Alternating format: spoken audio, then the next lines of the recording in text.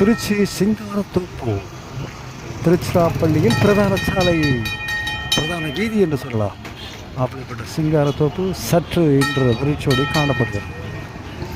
மற்ற நாட்கள் கூட்டம் மலைமோதும். இன்று வெள்ளிக்கிழமை 24ஆம் தேதி ஜனவரி. கூட்டம் மிக குறைவாக இருக்கிறது. நீங்கள் திருச்சி சிங்காரத்தோப்பு பார்த்து கொண்டிருக்கிறது. திருச்சி சிங்காரத்தோப்பு.